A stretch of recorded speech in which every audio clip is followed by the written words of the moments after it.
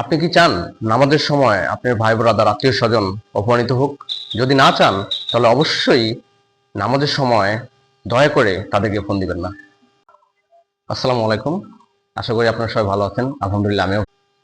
আপনি কি চান নামাজের সময় আপনার ভাই ব্রাদার আত্মীয় স্বজন অপমানিত হোক? যদি না চান তাহলে অবশ্যই নামাজের সময় দয়া করে তাদেরকে ফোন দিবেন না। আসসালামু আলাইকুম।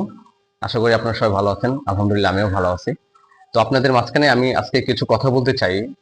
সেটা হলো যে আমরা রমজান মাস বাদে অন্য সময়গুলো নামাজ কালাম সেরকম ভাবে কন্টিনিউ করতে পারি না। তো চেষ্টা করি রমজান মাসেই যেন নামাজটা কন্টিনিউ করি এবং সেই উদ্দেশ্যেই রওনা দেই মসজিদে এবং নামাজ কালাম পড়ার চেষ্টা করি। তো যত ভাই ব্রাদার বন্ধু বান্ধব আছেন, আপনারা কেউ তো চান না যে আপনার আপনজন তারা যেন অপমানিত হয়।